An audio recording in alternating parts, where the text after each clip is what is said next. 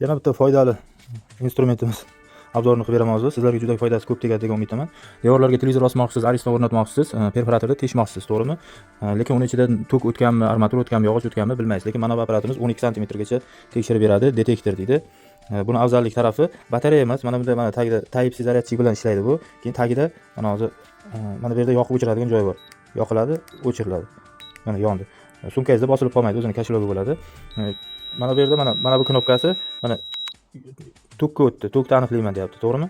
Va mana bunisi esa yog'ochni aniqlaydi. Mana bu tomondagisi mana devor ichida bitta bosasiz, devor ichida o'tgan yog'ochni aniqlaydi. Gipsakardon qotirmoqchi, bir narsa qotirmoqchisiz, qayerdan reka o'tgan bilmaysizlar, o'shanda aniqlasangiz bo'ladi. Mana biz hozir bunday qilamiz.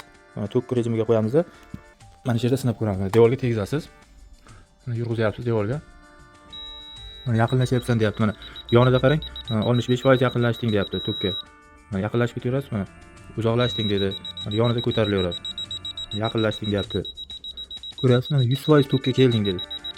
Endi bu yoqqa yo'naltirsak yo'qoladi. Mana shu yerga, mana bu o'rtadagi teshigidan ruchkani plasmastir tiqib belgilab olasiz. Tok qayerga qarab yo'nalganini ham tekshirib ketaverasiz. Mana bunday qilib tekshirib olaverasiz. Mana shu necha santimetr deyapti. Mana 3-4 santimetr chuqurlikda joylashgan tok deyapti. Mana yog'zib ketaverasiz. Tok shu yo'nalish bo'yicha ketgan ekan. Mana kulchatirimizga keladi. Shu yo'nalish bo'yicha kelgan ekan mana.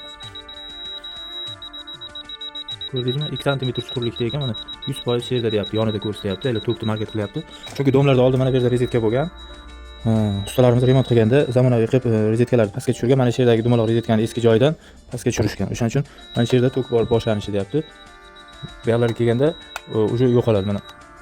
Tok rejimi. Mana 100% mana shu yerda tok bor deyapti. Ko'rdingizmi? Mana. Yaxshi yo'qoladi. Yaqinlashyapsan deyapti mana. Foizini ham yozyapti. 27% yaqinlashding. 100% yaqinlashding tokka deyapti. Mana shu yerda tok o'tgan ekan. Pastga qarab. 10 sm chuqurlikdagi toklarda ham, armatur, temir, yog'ochlarda ham bemalol sizga devor ichida qaysi yo'nalish bo'yicha yurgan topib bera oladi. Narxi 500 ming atrofida turadi adashmasam. Men 500 mingga oldim. Qolgan joylarda necha pul bilmayman.